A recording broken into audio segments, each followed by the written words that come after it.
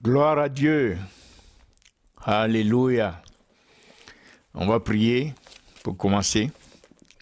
Père, nous te remettons ce service entre tes mains. Que toi seul sois glorifié dans ce service. Que tu nous oins aujourd'hui pour ton œuvre. Et en particulier, nous demandons que tu nous remplisses de l'onction. Tu mettes sur nous l'onction pour guérir les malades, libérer les captifs. Nous avons besoin de ta présence. Nous avons besoin de voir ta main puissante, agissante, pour soulager ceux qui souffrent, ceux qui sont opprimés. Merci de continuer l'œuvre de ton Fils Jésus-Christ à travers nous. Merci de ce que ta parole déclare, comme Jésus l'a lui-même dit dans Jean 14. Les œuvres que je fais, vous les ferez aussi, même de plus grandes, parce que je vais au Père. Qu'il en soit ainsi. Parle-nous maintenant et que ta parole soit esprit en nous. Ta parole nous apporte l'onction, la grâce de ta parole. Ta parole qui vivifie, qui libère, qui délivre, qui guérit. Donne-nous cette parole aujourd'hui. Nous te le demandons au nom puissant de ton Fils, notre Seigneur et Sauveur Jésus-Christ. Et nous recevons et nous disons Amen, Amen, Amen. Gloire à Dieu. Nous voulons aborder un sujet très important qui concerne le ministère de Christ, comme nous avons commencé déjà. Notre ministère doit être la continuation du ministère de Christ. Nous avons déjà commencé. Selon Actes chapitre 10, verset 38, Pierre résumant le ministère de Christ, a dit ceci: combien Dieu a oint Jésus-Christ de Nazareth d'esprit et de puissance qui partait partout et guérissant les malades et tous ceux qui étaient opprimés, oppressés par le diable. Car Dieu était avec lui, car la présence de Dieu était avec lui. Alors nous avons déjà partagé sur cela et nous continuons dans le même sens, puisque nous devons être la continuation du ministère de Christ. Et aujourd'hui, nous allons lire, en plus du Acte 10, 38, nous allons lire Matthieu chapitre 8, à partir du verset 14 à 17.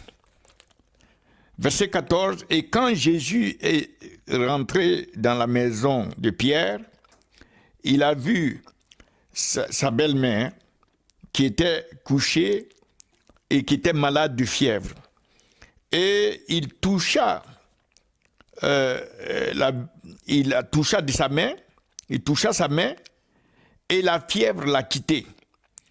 Et elle s'est levée et elle a rendu ministère. Quand le soir est arrivé, ils ont amené à Jésus plusieurs qui étaient possédés avec des démons, et il chassa les esprits avec sa parole et guérit tous ceux qui étaient malades, afin qu'il s'accomplisse ce qui était prophétisé par Ésaïe, le prophète, disant: lui-même, prit nos infirmités et porta nos maladies. Prit nos infirmités et porta nos maladies.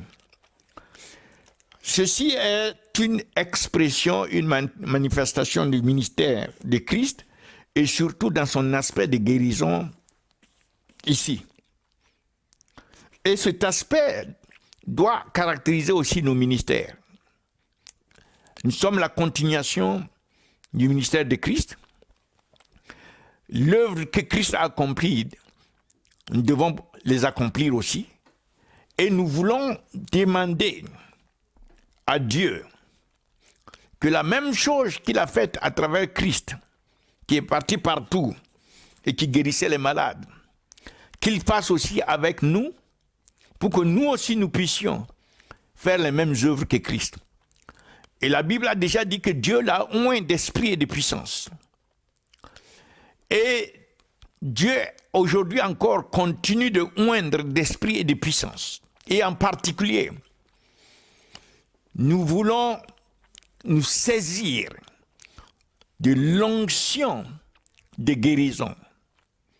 Nous voulons saisir cette dimension du ministère de Christ afin de pouvoir, par la compassion de Christ, être effectif pour aider ceux qui souffrent, ceux qui sont opprimés du diable. Alors nous allons regarder des points suivants. Il y a plusieurs points. Il y a environ 7 points que nous voulons regarder. Et le premier point que nous voulons regarder à travers ceci, c'est la personne de Christ, la personne de Jésus, la personne même de Jésus. La personne de Jésus, là où la personne de Jésus allait, la présence de cette personne affectait l'environnement où il se présentait. Sa présence. Exode 15, verset 26 dit que, Exode 15, verset 26, Dieu dit que, verset 26, dit, Exode 15, verset 26, Dieu dit, je suis l'Éternel qui te guérit. Dieu s'est présenté comme celui qui guérit et il dit qu'il ne va pas permettre.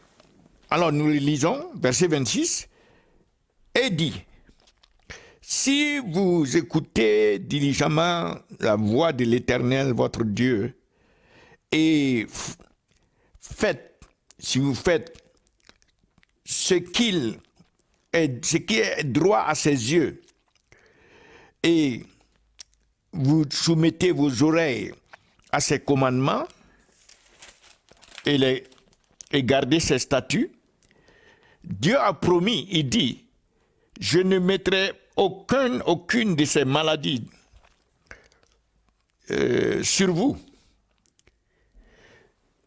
que j'avais amenées sur les Égyptiens.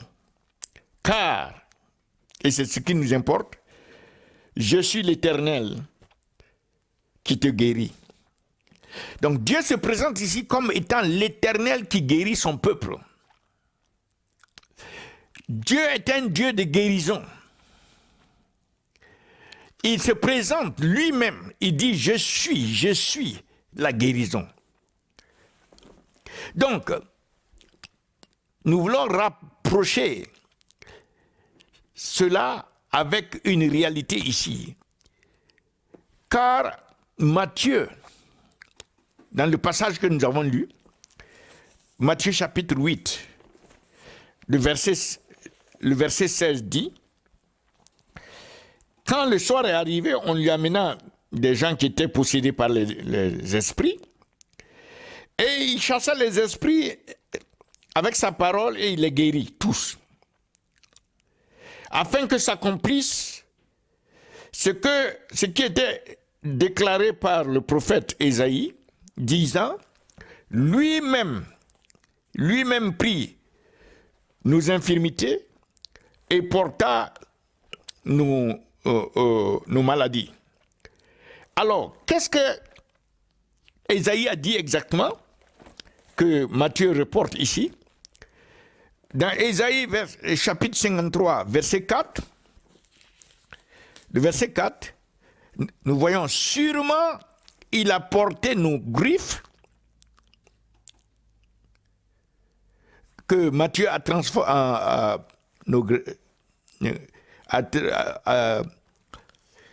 interprété comme étant nos infirmités, et il a porté nos douleurs, que Matthieu a interprété comme étant nos maladies. Donc les termes qui ont été utilisés ici dans le verset 4, le terme hébreu, le terme hébreu ici, c'est holy, pour les griffes, qui veut dire infirmité, effectivement, et maladie. Et le terme, l'autre, les souffrances, là, ça veut dire makob. Makob qui veut dire les souffrances physiques, les maladies, aussi bien que les maladies mentales, émotionnelles et toutes les souffrances qui s'y rattachent. Donc nous voyons ici que Matthieu dit que lui-même, c'est-à-dire dans sa personne, il a porté dans sa personne nos maladies. Il a pris nos infirmités sur sa personne. Mais au moment où Matthieu disait, et c'est ce qui nous amène à parler de la personne et de sa présence, c'est qu'au moment où Matthieu parlait de ça, Jésus n'était pas encore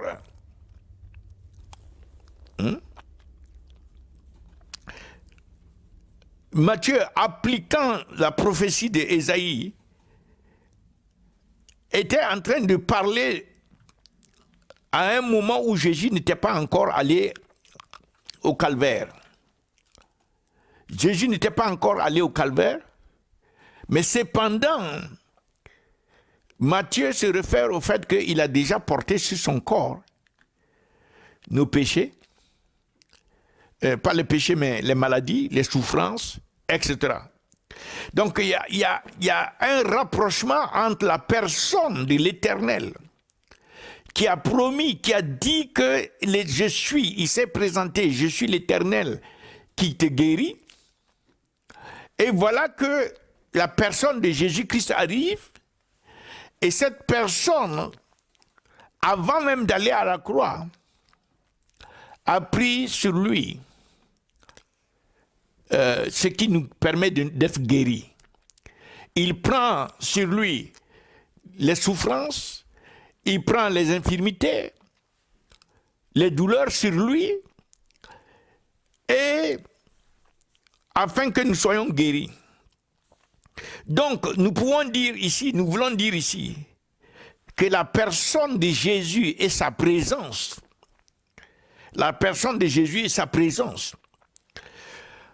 permettait d'amener la guérison. La personne, comparée à Jéhovah, Yahweh, selon Exode 15, verset 26. Et nous pouvons dire que cela est vrai, cela est juste de comprendre que la personne de Jésus-Christ amenait la guérison, parce que lorsqu'il est revenu du désert, dans Luc 4, verset 18, Jésus s'est présenté comme quelqu'un qui a été saisi par l'Esprit de Dieu pour aller proclamer la parole à ceux qui sont pauvres d'esprit, apporter le recouvrement de la vue aux malades, aux aveugles, guérir les malades de toutes sortes de maladies, renvoyer libres les opprimés, proclamer l'année acceptable et guérir les cœurs brisés. Jésus a marché dans cette dimension avant la croix. Donc son ministère terrestre d'avant la croix, il manifestait la guérison. Sa personne, partout où il rentrait, à cause de l'esprit qui est sur lui, manifestait la guérison. Et libérait les captifs. Alléluia. Je prie que l'Esprit du Seigneur se saisisse de nous aussi. Et comme Jésus-Christ, en tant qu'humain, est rentré dans l'accomplissement de la parole de l'Éternel qui dit « Je suis l'Éternel qui te guérit », que l'Éternel, à travers son esprit, confirme sa parole, que lui, il est celui qui guérit, le Dieu qui guérit, qu'il le confirme à travers nous, qu'il nous oint d'esprit et de puissance, et que nous allons aussi partout et que nous guérissons les malades et que nous libérons ceux qui sont opprimés par le diable. Parce que l'Éternel, sa présence est avec nous, au nom de Jésus-Christ. Ça, c'est le premier point qui nous permet de nous développer dans l'onction de la guérison. Le second point, c'est concernant sa parole. La Bible dit, Matthieu dit, au verset 16, Matthieu 8, verset 16, quand le soir est arrivé, ils ont amené à lui, à Jésus, plusieurs qui étaient opprimés, possédés par les démons, et il chassa les démons des esprits avec sa parole, il parlait, et sa parole arrachait les esprits et les chassait, et guérissait tous ceux qui étaient malades. Donc, les maladies en tant que source, en tant que résultant des esprits, des démons, à partir de sa parole, Jésus-Christ guérissait les malades. La parole qui sortait de sa bouche déracinait, détruisait les maladies à leurs racines, les éjectait des corps de ces personnes qui entendaient sa parole, et les démons sortaient aussi à cause de sa parole. Et là, nous nous rappelons la parole de l'Éternel dans Psaume 107, verset 20. Psaume 107, verset 20. L'Éternel dit, j'ai envoyé ma parole, et je les ai guéris, et je les ai délivrés de toute leur destruction. Donc voilà encore la confirmation de ce que l'Éternel a dit dans l'Ancien Testament. J'ai envoyé ma parole et je les ai guéris et je les ai délivrés de toute leur destruction. Et voilà que Jésus-Christ, par sa parole,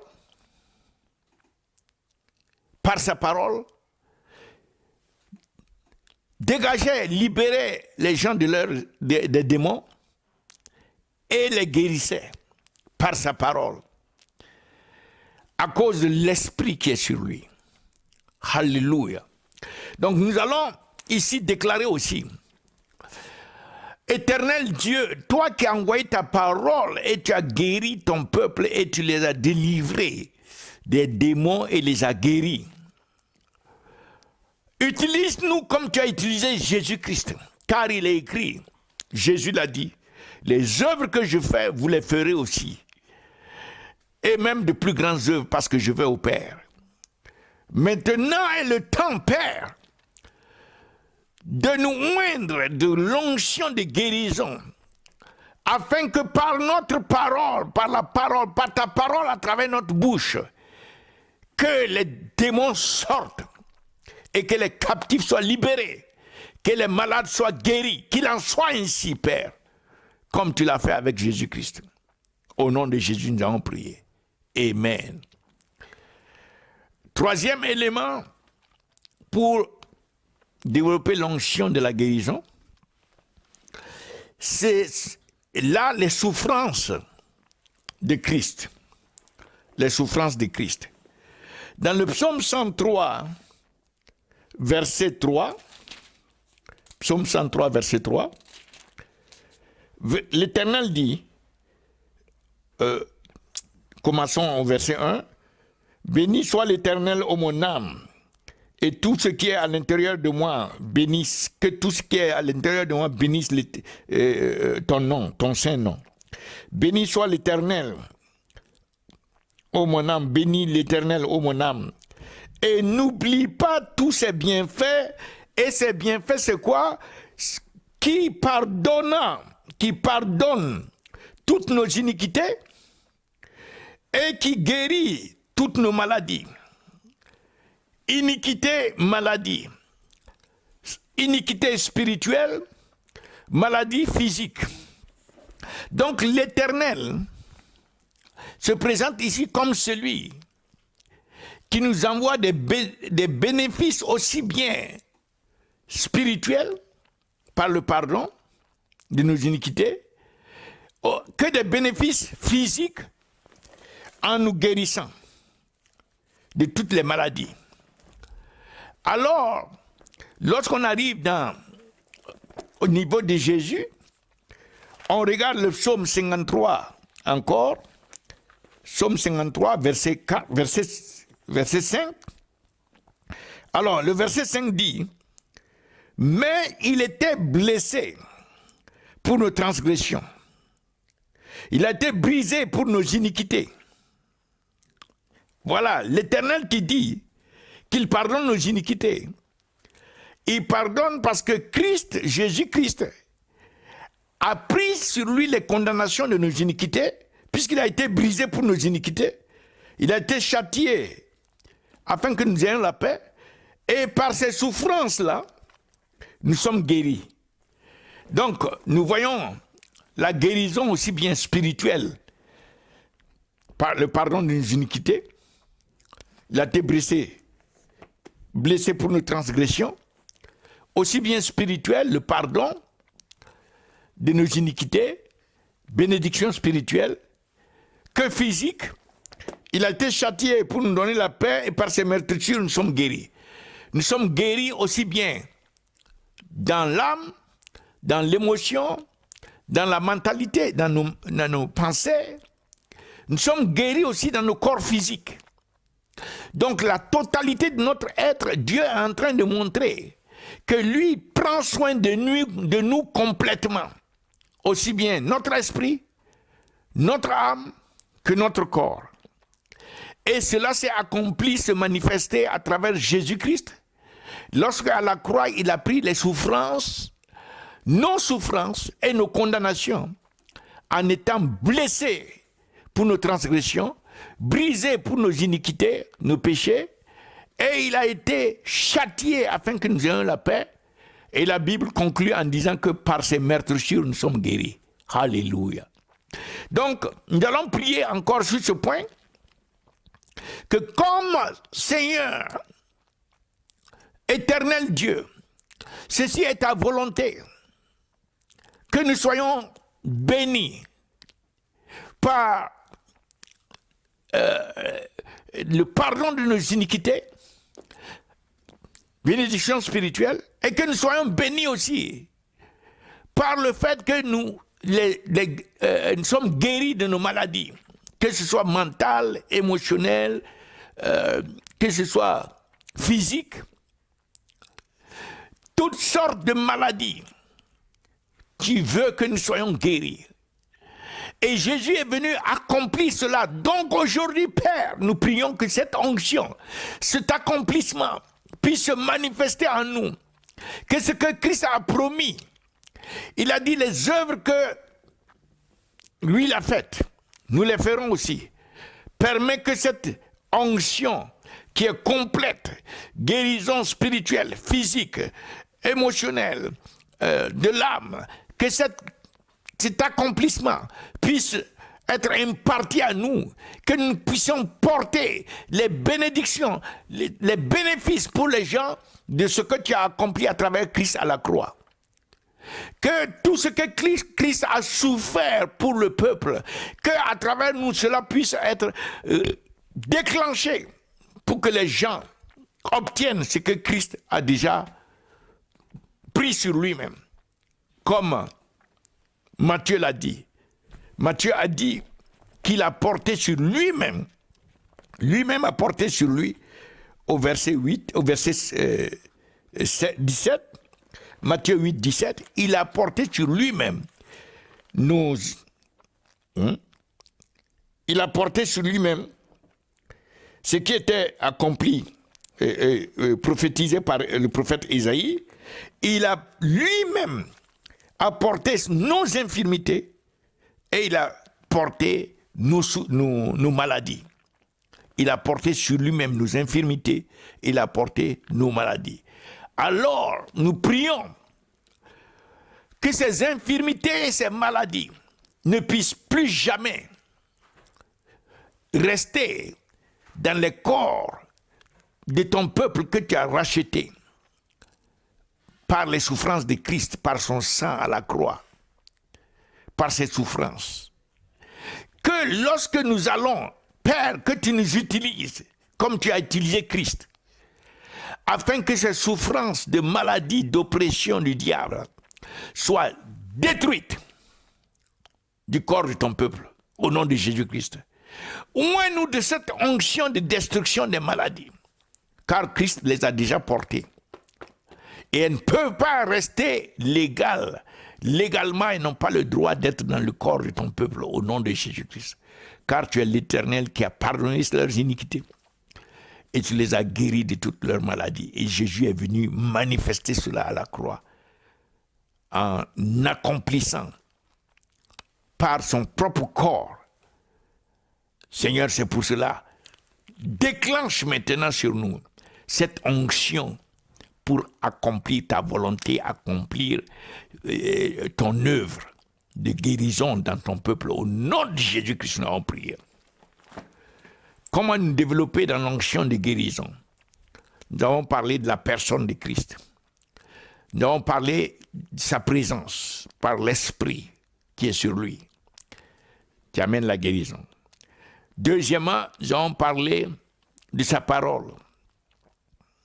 La parole de Jésus-Christ qui ôte toutes les racines des maladies, y compris les démons, les racines spirituelles, et qui guérit, la parole. Troisièmement, nous avons parlé de ces souffrances. Les souffrances de Christ apportent la guérison. Christ les a porté ces souffrances-là, afin que nous soyons guéris, afin que nous puissions apporter la guérison, que l'onction de guérison soit sur nous. Le quatrième maintenant, c'est son nom. Vous vous souvenez que Pierre, après que le paralytique ait marché, et que les Juifs se plaignaient, par quelle autorité, comment se fait-il que ce paralytique marche, etc. Alors, Pierre les a répondu dans Actes chapitre 3, verset 16. Pierre a dit ceci: et son nom, à travers la foi dans son nom, a rendu cet homme fort. Celui que vous voyez et connaissez, oui, la foi qui est par lui a donné à cet homme la restauration en présence de vous tous. La guérison en présence de vous tous. Donc Pierre attribue la guérison au nom, le nom de Jésus-Christ. La foi dans ce nom. Alléluia. Donc, dans Marc 16, verset 17, à partir Marc chapitre 16, verset 17, nous voyons ici, Marc 16, à partir du verset 17, Jésus dit: et ces signes vous accompagneront ceux qui auront cru. Il dit: en mon nom, vous allez chasser les démons, vous allez parler de nouvelles langues, si vous prenez des serpents, ils ne vont pas vous... Si vous buvez, vous allez prendre des serpents, et si vous buvez des boissons, ces boissons ne seront pas mortelles pour vous, ils ne vont pas vous heurter, des boissons empoisonnées, et vous allez apposer les mains aux malades et les malades seront guéris. Donc, nous voyons ici encore que en son nom, la foi dans ce nom nous donne l'onction de guérison qui permet de traiter des démons de guérir les maladies et de marcher suivi par les signes et les miracles. La foi dans le nom. Donc, je vous donne un autre verset. Dans Actes chapitre 4, verset 12, Pierre dit encore qu'il n'y a de salut, c'est-à-dire le paquet du salut de l'âme, de la guérison du corps physique, de la paix, du salut, la restauration de la communion avec l'esprit, le nouvel esprit, le fait de naître de nouveau. Tout cela, ce paquet, ne peut venir que par une seule personne, parce qu'il n'y a pas d'autre nom qui ait été donné sous les cieux par lequel nous puissions être sauvés que le nom de Jésus. Alors, dans ce nom, nous avons le salut, nous avons la guérison, nous avons la délivrance, nous avons toutes choses. Et le quatrième verset, dans le livre de Philippiens chapitre 2, verset 9 à 11, il est dit que en ce nom,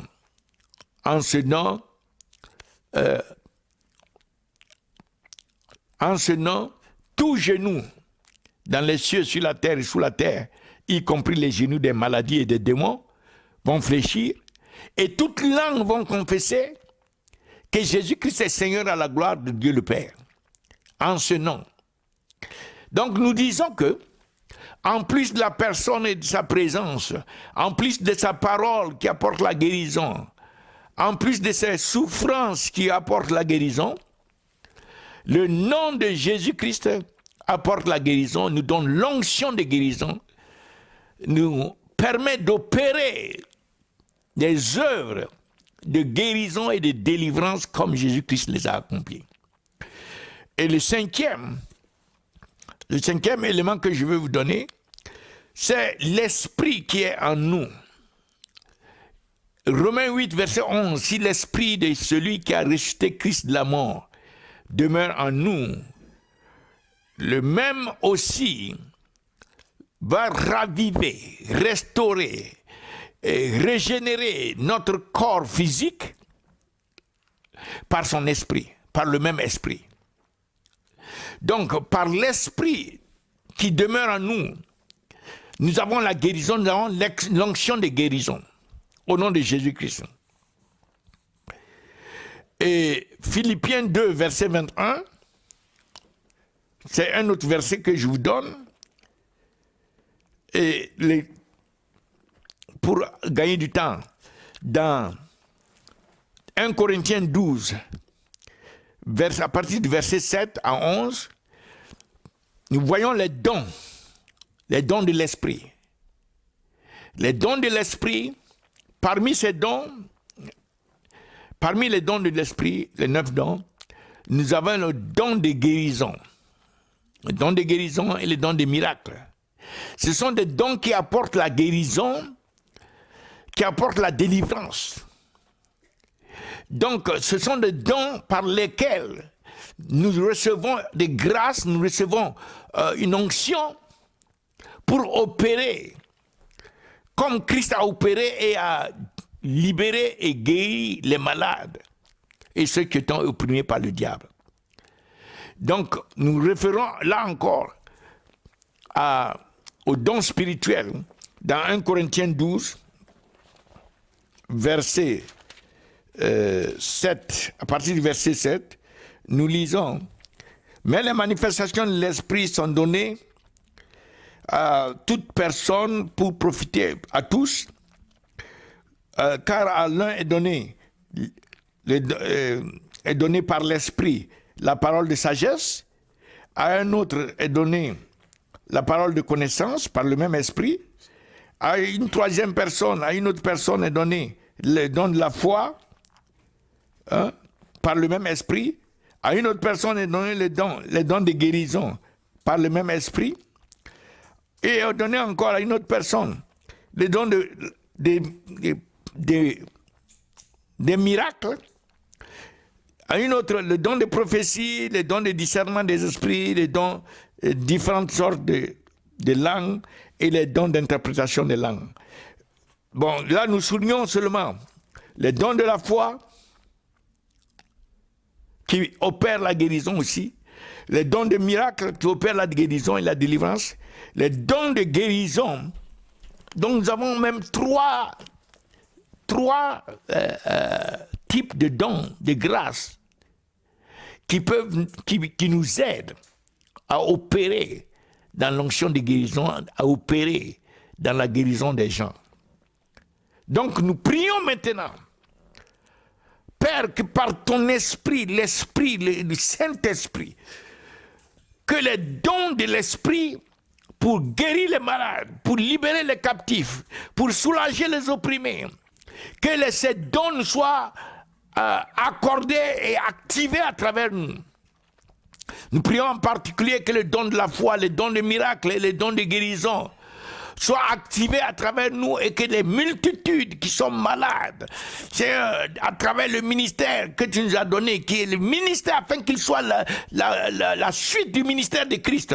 Seigneur, permet que par ton esprit, ces dons-là opèrent pour apporter la guérison par la compassion de Christ pour ceux qui sont malades, ceux qui sont opprimés. Merci Père de ce que tu l'opères au nom de Jésus-Christ. Et ensuite, il y a une autre guérison, mais la guérison ultime, dans Romains 8, à partir du verset 18 à 23, et je vais lire surtout Philippiens 2, verset 21. Philippiens 2, verset 21. Philippiens 2, verset 21. Vous pouvez lire Romains 8, verset 18 à 23. Philippiens 2, verset 21.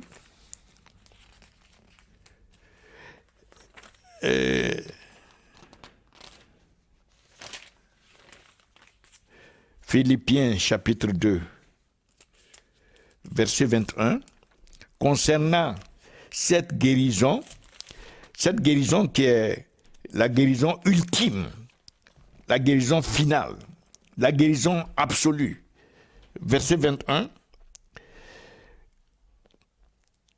Car tous cherchent leur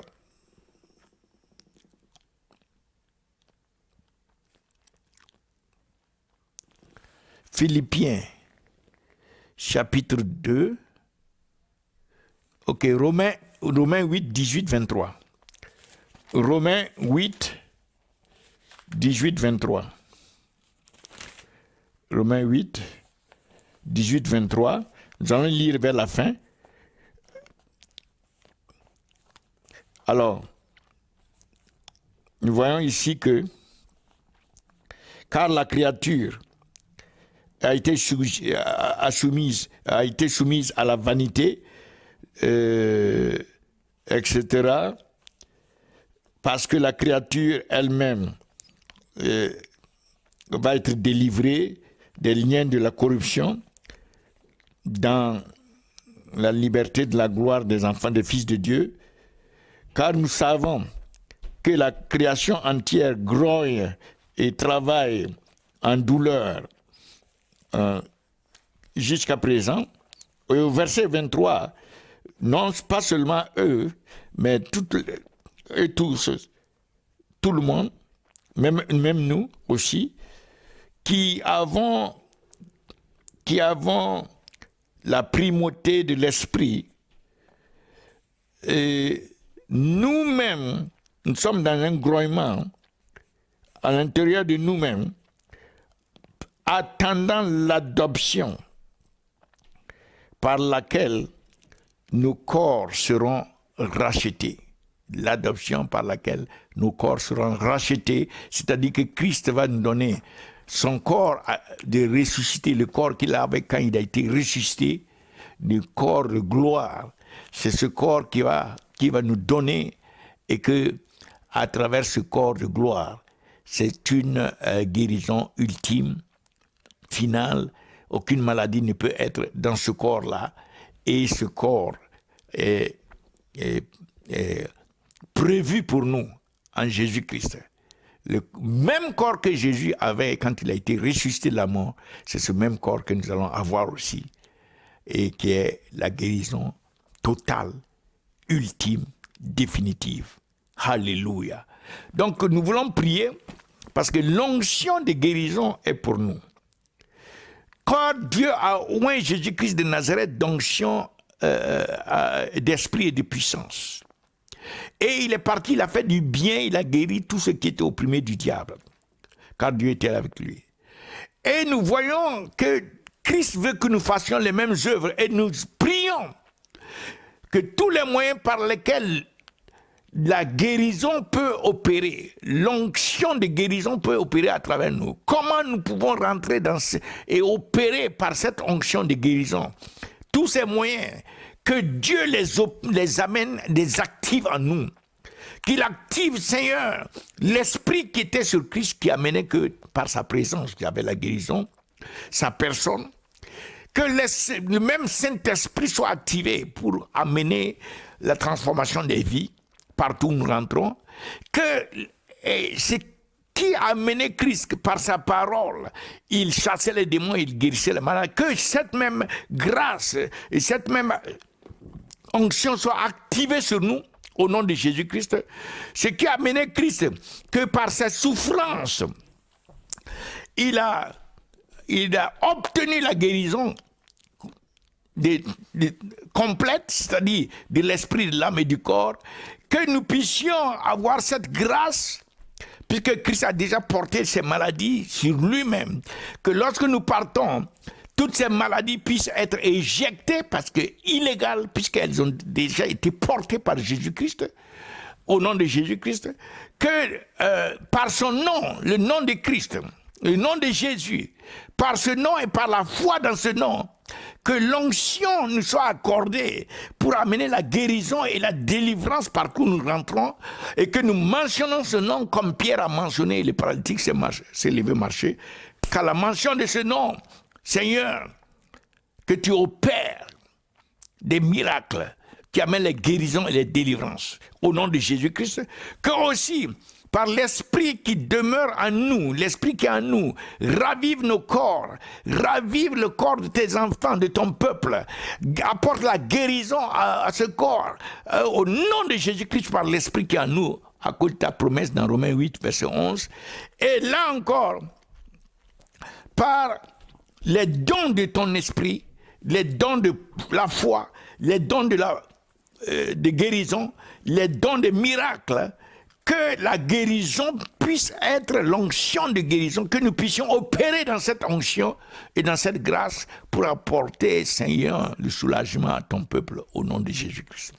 Et ensuite, Père, nous te remercions de ce que tu nous as réservé une guérison ultime, totale, à travers le corps glorieux par lequel Jésus, après sa résurrection, avec lequel il est monté en gloire, que un jour, alléluia, nous allons célébrer avec ce corps glorieux. Gloire à Dieu. Merci Père de ce que tu opères aujourd'hui, et tu nous amènes à rentrer dans cette dimension de faire les œuvres, y compris la guérison, les délivrances, que l'onction s'accroisse, l'onction de guérison et de délivrance s'accroisse dans nos vies et dans nos ministères pour être la continuation du ministère de Christ. Au nom de Jésus-Christ, nous avons prié. Amen.